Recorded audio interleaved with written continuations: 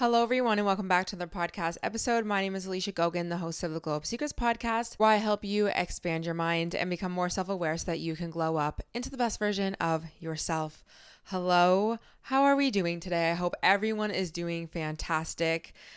I'm excited to talk about this topic today because you guys ask me a lot about this, about how to build self-trust, how to trust yourself. So I want to give you my tips and my advice and what I have found has worked for me and what I see in others when it comes to becoming a woman who deeply trusts herself. I feel like a lot of us have struggled with this, especially women, I find. But there's men who listen to this podcast, so please take this advice and use it as you will. But I have struggled in my life, and I see you guys struggle in your lives when it comes to decision making, low confidence within yourself when you are facing challenges in your life, not knowing how to have independence, being codependent. And I think a big one for a lot of the questions that I get surrounding self-trust is having a lack of consistency and like showing up for yourself, which in turn usually equates to this feeling of, oh, I don't trust myself because I never do the things that I say that I want to do. Now, something I want you to see here is you wanting to trust yourself, you wanting to be consistent, you wanting to not be anxious, not be codependent on someone, to be independent, to really just believe in yourself and to feel like you are resilient through hard times. What all of that really is safety. You're looking for safety within your own self, your own life, and even in other people when you're wanting to trust them. So when you're asking the question, how do I trust myself? What you're really asking, in my personal opinion, is how do I feel safe within myself and my life? So let's talk about that. And I think what will help is to see how one usually ends up trusting someone else, like someone external, like a friend or a family member or a relationship. And then we can kind of reflect that back and see how we can really apply the same ways we learn to trust people to ourselves. And I also want to give you some of the tips that I have just learned over my journey of like things that have just helped me be somebody who deeply trusts herself and like backs herself, and a few steps at the end of this episode that you can kind of really apply moving forward to help build that trust within yourself. So when you trust someone because you feel safe with them.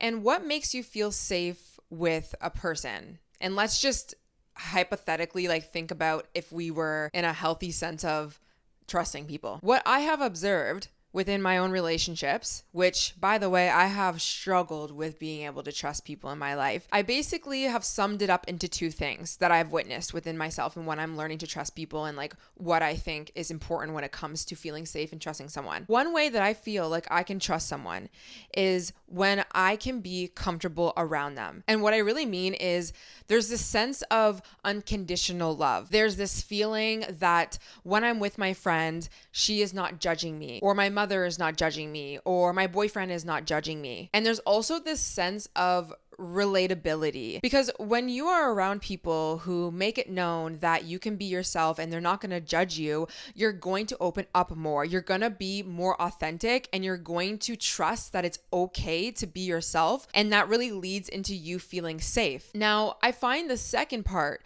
of what it really means to actually like know you can trust someone is that the person that you are trusting is reliable. They are consistent in your life. They will show up when it's important.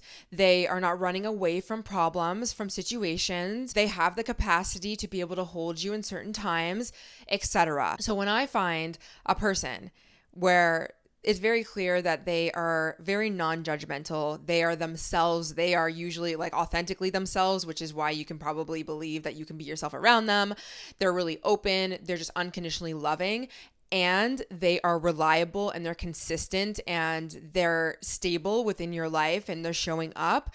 That is when I find I usually melt into trusting someone. And I will use the example of my best friend Joy and my mother. My best friend Joy, I feel like I can be authentically myself. I can be authentically myself because she is herself as well. It's very non-judgmental. We're on the same page. We're just real. We're just like, we're not like these people pleasers. We're not these, well, actually, I take that back. I feel like I'm probably more of a people pleaser than she is in different aspects, but like not within our own relationship, whatever. We have created this bond, which by the way, takes time, where we are just ourselves. Okay. So that is one component where I believe that I can really come to her and I can trust her and I know she's not going to judge me. But the second half is she is very stable in my life. She is the most consistent, most stable person, somebody who is so reliable in every aspect, genuinely, of one's life, where I can look at her and be like, I know you will be there for me. If things get tough, if I need to come to you with any of my problems, you're going to pick up the phone, you're going to be there, you're going to show up, you're going to do the things. If I have to rely on you for something, you will be there. If I get sick, you will be there, X, Y, and Z. So that is a perfect recipe for me to be able to trust someone in my life. My mother, on the other hand, which I love my mom. I literally love her. There's no one that I love more than my mom. There's no other feeling that I've ever felt. Maybe like with Joyi, like shout out to Joyi, like love you so much. But I feel like my mom was the first person and the only person really that taught me unconditional love.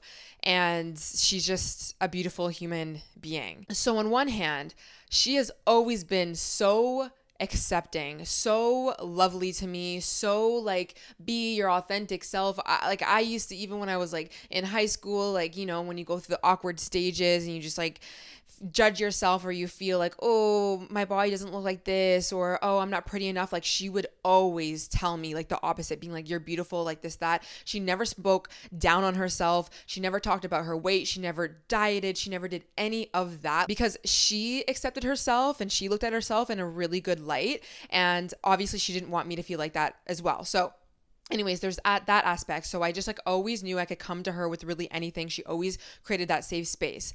But unfortunately, throughout some of my years, she became unreliable in some senses. And that's life. If you guys know my story, then you know.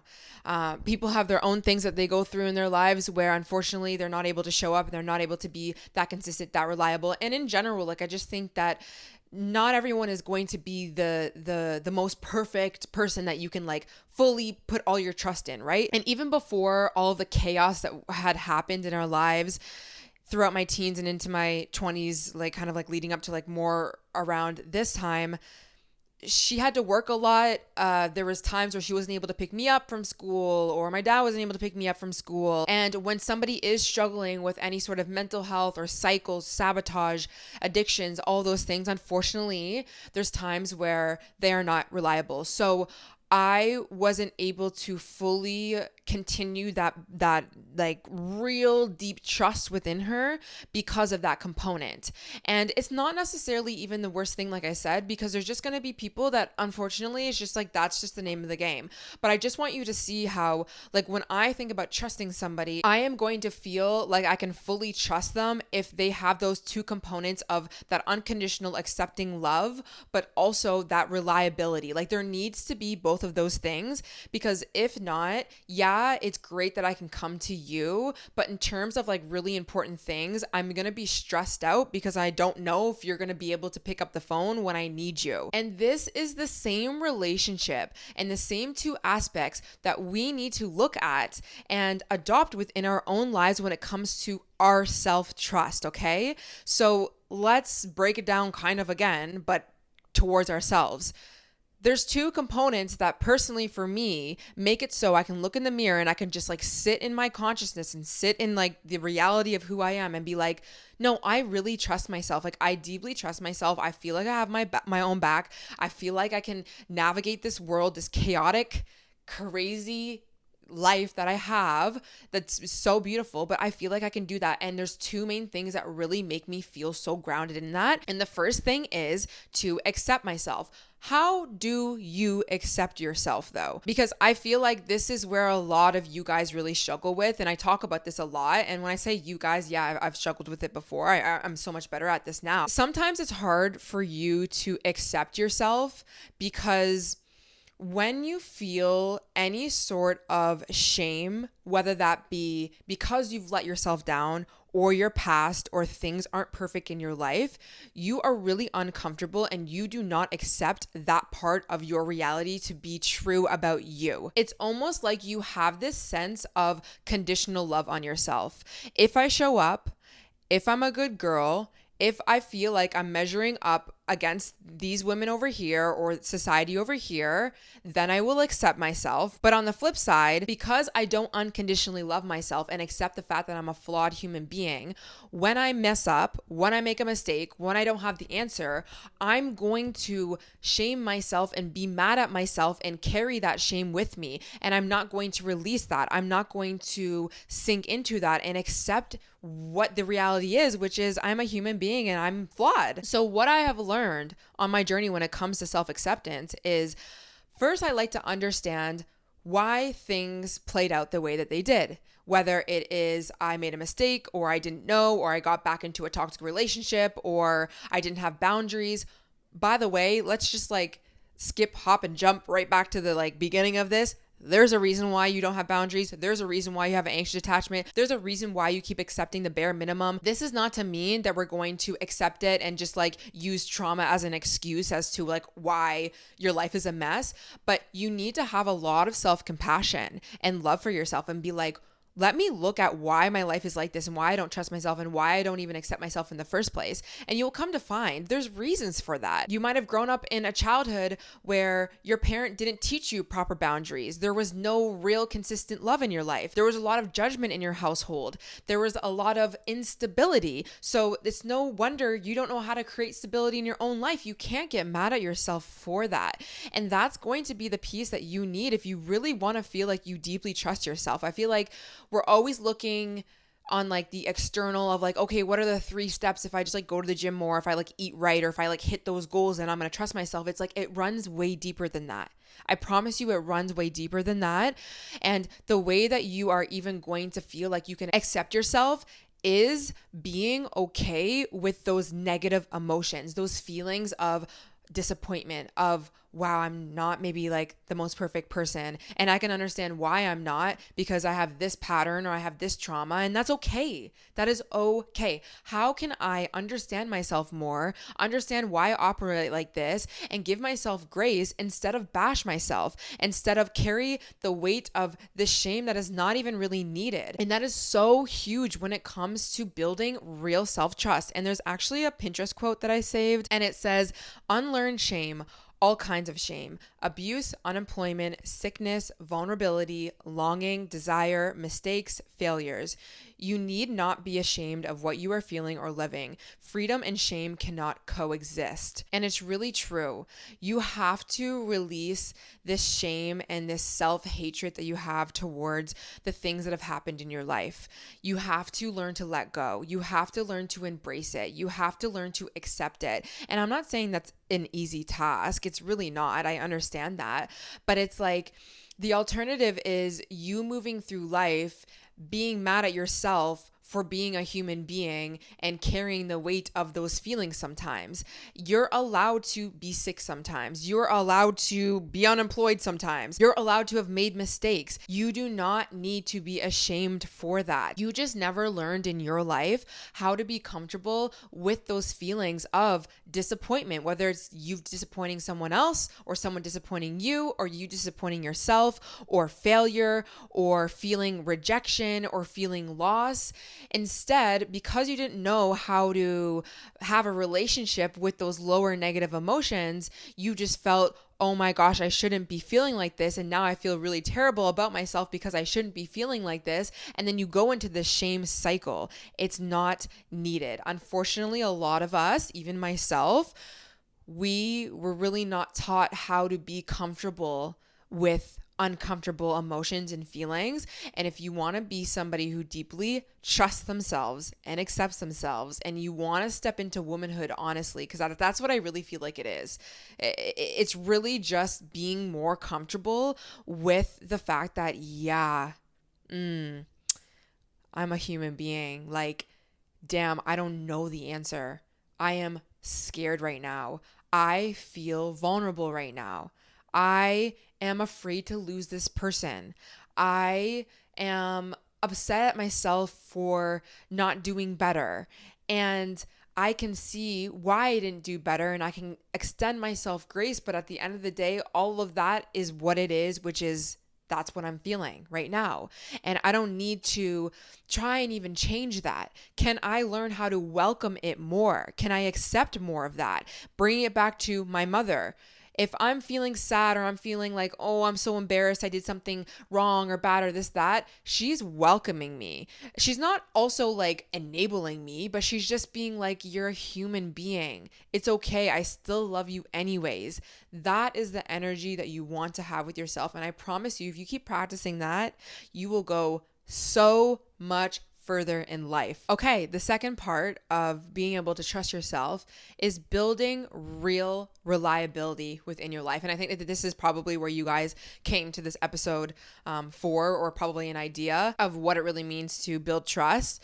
And this is going to be important when it comes to the things that you do in your own life, but also the requirements and the standards that you have with people, places, and things like outside of you as well in your life. So I have a little bit of a list of some things that I think are important to think about when it comes to building reliability in your life. So the first thing is no longer lying to yourself or others. This is something we do way more than we think. And when I was wanting to transform my life, one of the aspects that I was focusing on, that I became really real with myself on, was the fact that I would lie to myself and I would lie to others a lot. Not in a way that was like, I was like this pathological liar, but I would like say white lies, or essentially I would be a people pleaser, right? So I would say something even though I knew that I didn't really want to do it, or I wouldn't follow through with it, or this, that, or I would tell myself, oh, I want to hit this goal, I want to do this thing.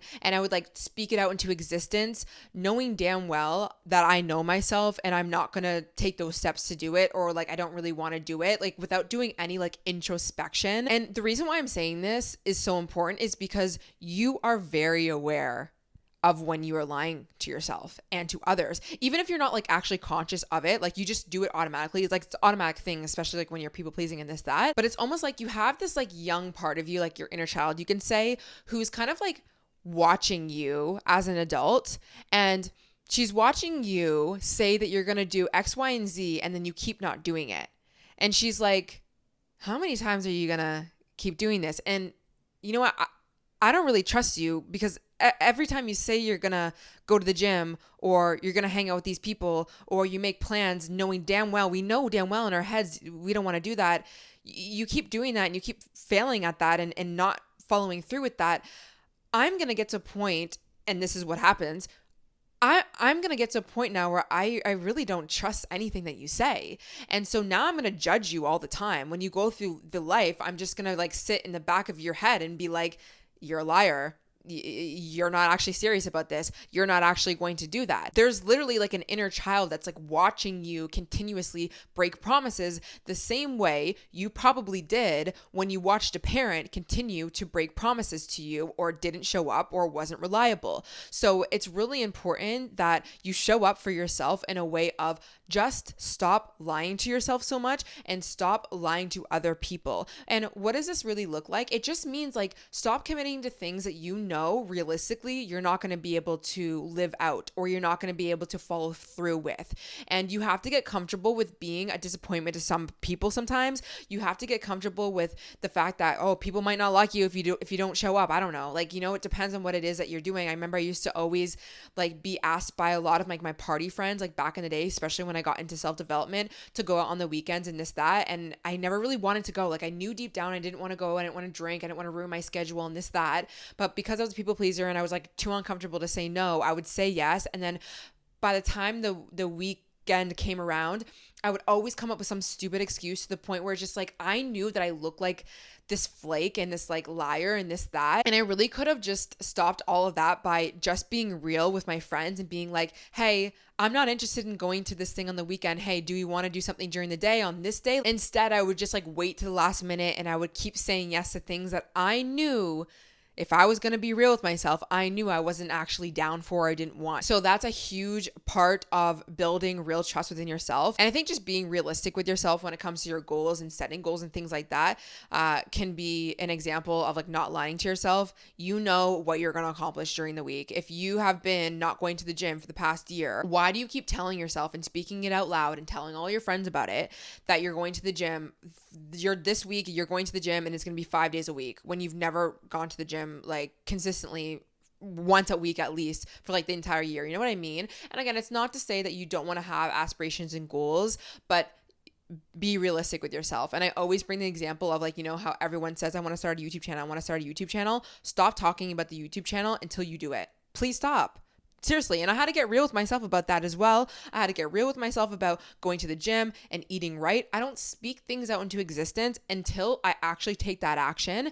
And I just found that it has created so much more sense of confidence, trust, and actual action. Because it's like, why am I talking about these things unless I actually do them, you know? Next thing is to remove yourself from people who are not reliable in your life. Okay, so this is another thing that really breaks your own self-trust is when you keep letting people in your life who are not reliable. And I think that this is a quick shout out to all the anxious attached girlies. On one hand, yes, you have anxious attachment because you have had some sort of trauma in your life, clearly, you know, like the attachment styles and this, that.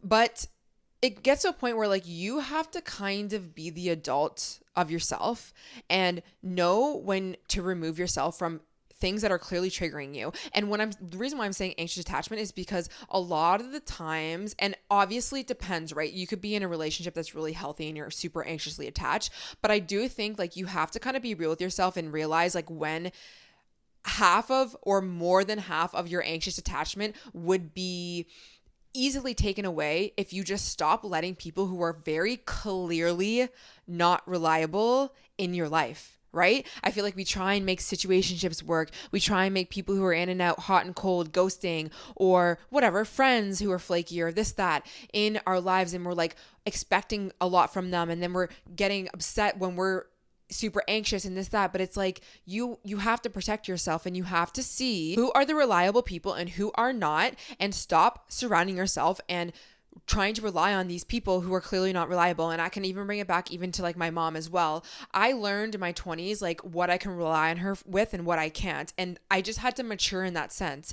Instead of crying about the fact that she wasn't consistent and this, that, do I have to mourn that loss in a way? Did I have to do some deep healing work? Did I have to like feel my feelings? Yes, of course. All of that is true. And yes, like that's like kind of like a deeper conversation.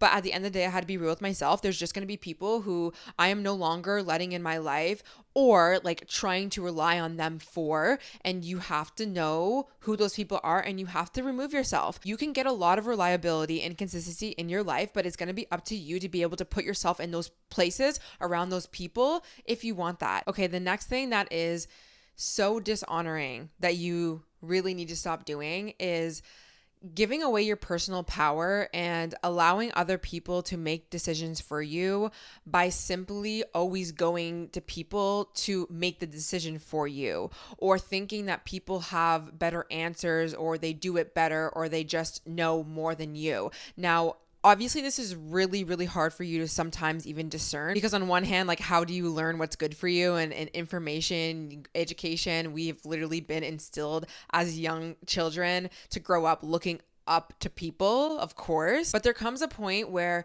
you're going to have to decide whether you are going to continue to give away your personal power by asking people to validate you all the time, second guessing everything you do, assuming that everyone knows the better answer. Understand that the more times you give up your power and wait for someone else to decide for you, or wait for someone else to make you happy, or wait for someone else to validate you, or whatever the case is, you will never actually be able to build confidence within yourself. You literally just won't. This could be as simple as continuously always asking your friends which photo you should post on Instagram, or it could be asking every single person about every decision that you want to make when it comes to schooling or work. Because at the end of the day, most likely you're going to end up wanting to do what you want to do anyways.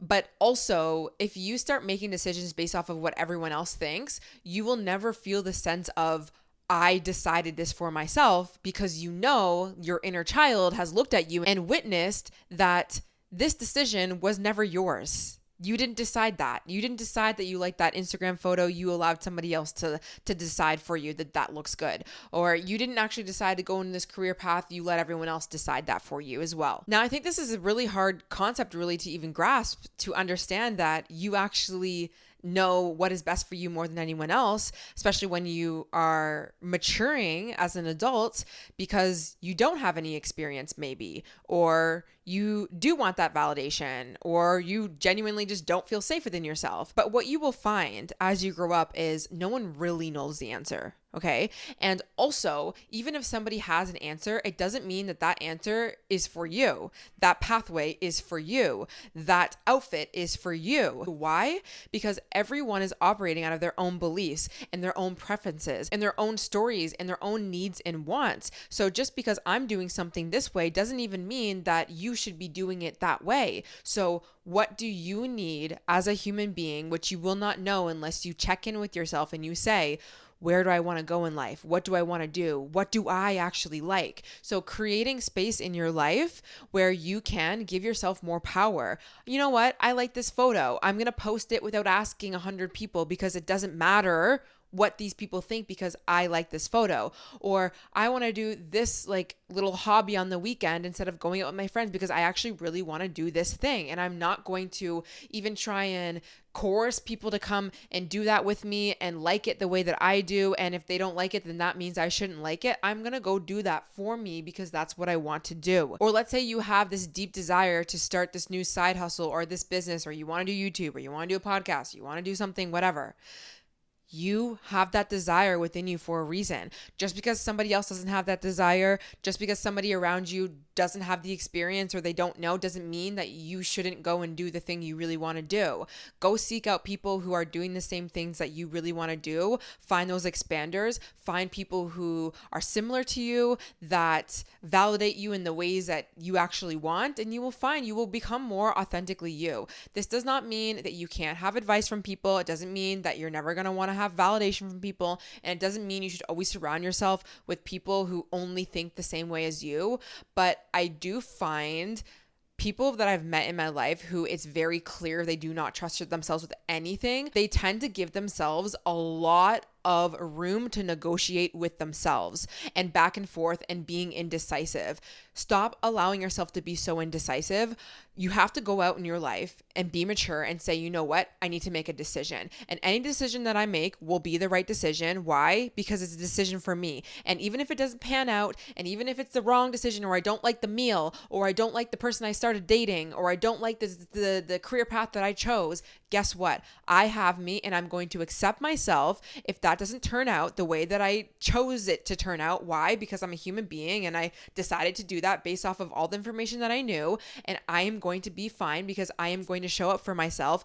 If for some reason it's quote unquote a bad decision, there's no real even bad decision. You should actually get that out of your head. I think the worst decision that you can make is just doing things based off of what everyone else is doing and not what you actually want. So stop giving yourself so much leeway when it comes to negotiating and being decisive. And you can really start small with, let's say you are somebody who never makes a decision when it comes to going out for dinner, or when you're getting ready with your friends and you're switching outfits 100 times. Decide that you look good, decide that it's going to be fine, decide that you're going to be comfortable, and decide that you don't need to continue to go down this road where you're constantly negotiating and being indecisive, because it's really counterproductive. You're not getting anywhere by doing that.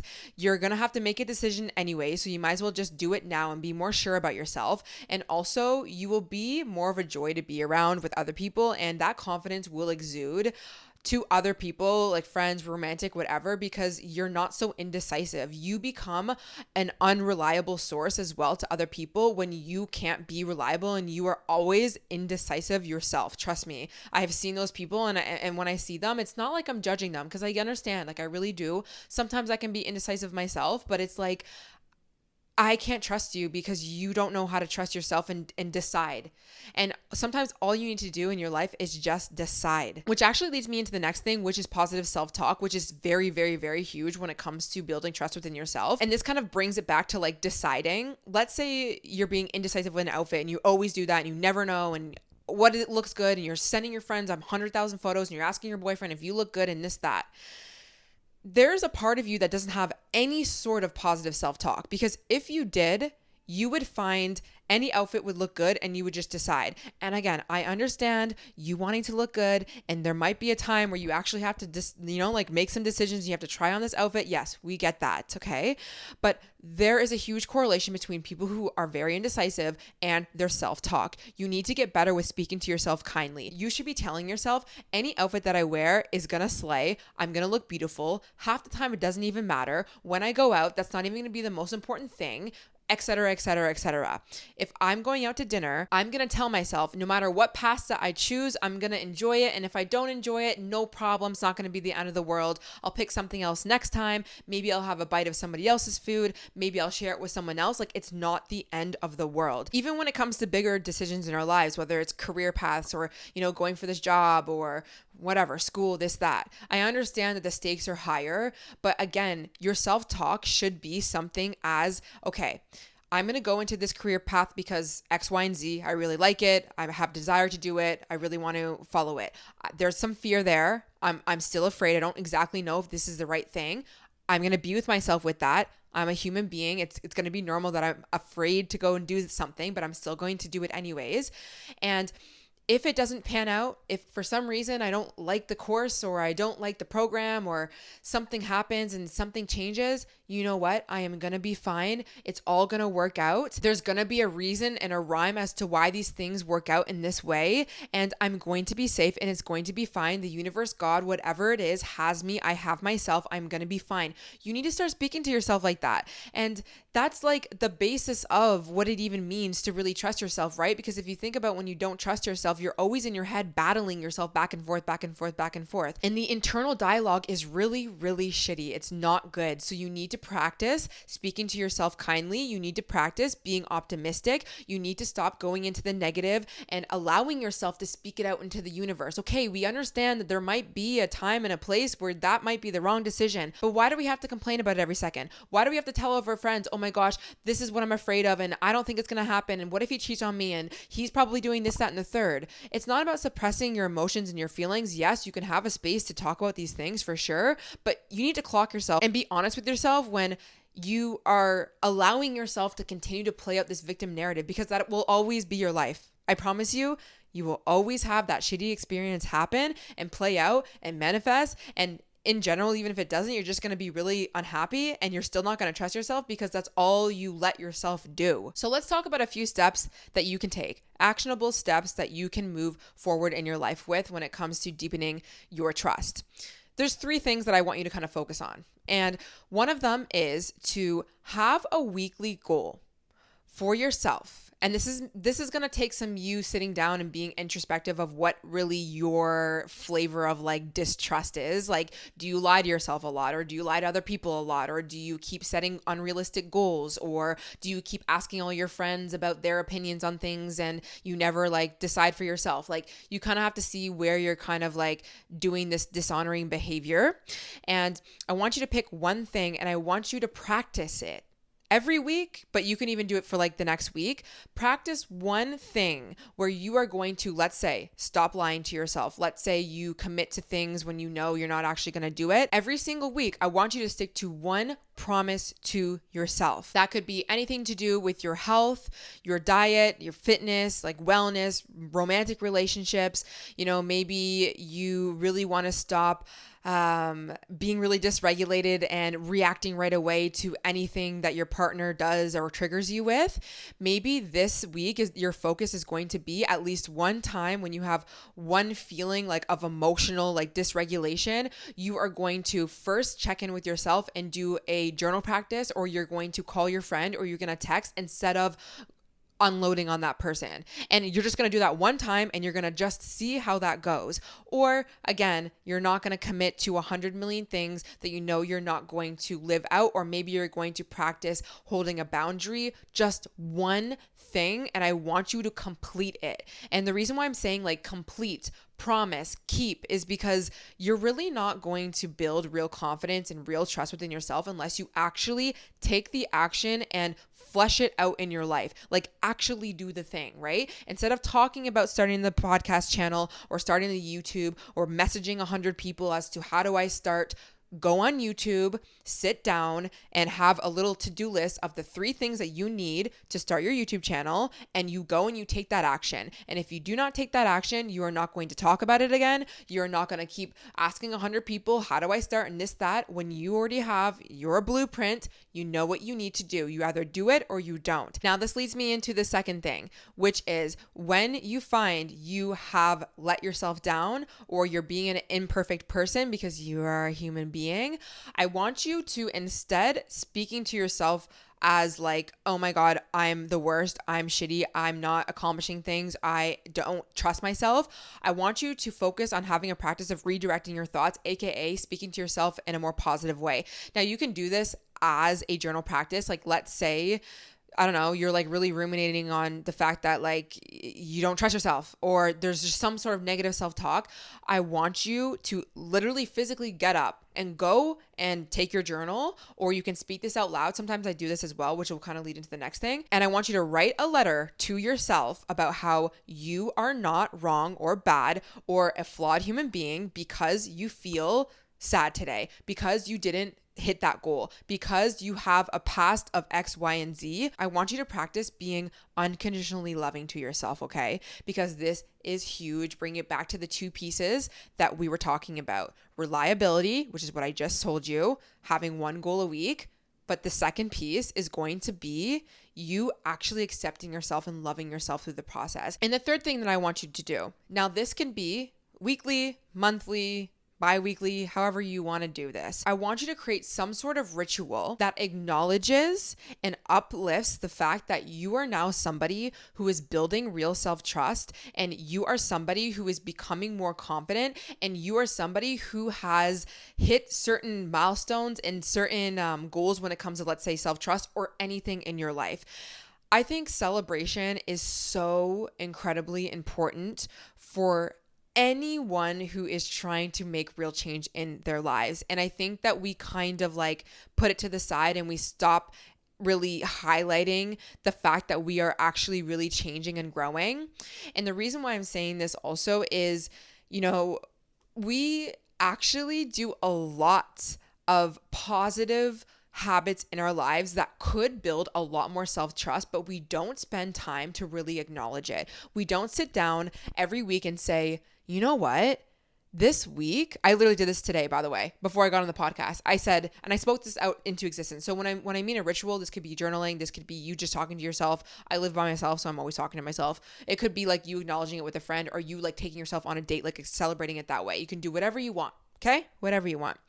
But I was saying to myself, like, Alicia, you did such a good job this week. You showed up consistently with your morning routines. Lately, I've been waking up at like 6 a.m. Definitely go check my main channel if you want more motivation when it comes to waking up early and like healthy lifestyle. But I was hitting all my goals when it came to getting the proper sleep. I was doing all of my work. I did studying. I saw clients. I saw my friends. I saw so many people in my life. I went to therapy. I created space for disconnecting. I did so many steps this week. I really just like pushed through a lot of things. And I don't even just mean like it was like the hard week, like push through, but like whatever. I did so many things. And the reason why I'm saying that is because I know it's so important for me to take a second in my day, throughout the week, whatever it is, to be like, Alicia, you should be proud of yourself. And guys, I want you to understand this. There are things that I didn't do perfect this week. I was triggered a few times throughout the week. I cried this week. I got in my head this week. I didn't like finish like all the tasks on my to-do list this week. And I'm accepting all of it and being like, you know what? You did amazing. I fucking love you for this. You're seriously amazing. And you have continuously shown yourself that you can show up and you can hit goals, and you don't even need to be a flawless human being to do that. And when I continue to do that, set goals for myself and actually flesh them out and actually act on those goals, and also have a practice of speaking to myself kindly and being graceful and being real with myself and just being like a fun human being, where it's like, girl, you don't have to be perfect to like have a relationship or like have friendships or have success in your life or like have people on your podcast like you, things like that. And I celebrate that. It's a recipe for feeling like you are the shit. It's a recipe for you believing that when tough times come, you got yourself, even if you're afraid, even if you're nervous, because you have continuously spent your weeks and your days, your months, your years doing this, okay? And I'm going to end it with this. You have to understand that time will always play a part in building trust within yourself and confidence. And there's really not much that you can do when it comes to time other than continuously keep showing up for yourself until you feel more embodied over and over and over again. I will tell you, I am turning 29 in like a little over a month. Every single year, I just feel like I trust myself more and I have more confidence with myself. So on the days where I don't feel that confident or I feel a little bit like not feeling the best about myself, I just remind myself, you know what? That's life. You're still in your 20s. Even when you get to your 30s, there's going to be a whole chapter of life where you're probably going to feel like an imposter when you have a child. Marriage is going to feel new to you, this, that. Like there's so many things that are just going to feel like you're not doing right. But you know what? That's okay. That is literally okay. And the more you grow and the more time goes by, you're just going to feel more confident. So if you don't feel that right now, understand that there is a part of this where it's just time, right? And you can't really do much about it, but to just continue to live out your life and do the best that you can. And I saw a quote where I don't really know if this is like exactly the quote, but it was basically saying like, you should really give yourself more grace because this is the first time that you're living. And sometimes we just forget that. It's as if we expect ourselves to know how to do life correctly. But it's like, this is your first time living. It's their first time being 28. It's going to be your first time being 29 and you're only going to be 29 once. It's going to be your first time being a mom. And even when you're like a mom to a second child, it's going to be a different dynamic because you have one here and you're a little bit older and your relationship might change a little bit with your husband, this, that, like, there's a first time for everything. So don't be so hard on yourself. And two little Pinterest quotes that I will end this episode with that I really liked recently. One is facing it, always facing it. That's the way to get through, is to face it. Okay. So when things get hard, believe in yourself. You can face it. You can do it. And then the last one says, no one ever tells you that bravery feels like fear. Okay. So bringing it back to this like unconditional love piece and this like acceptance piece.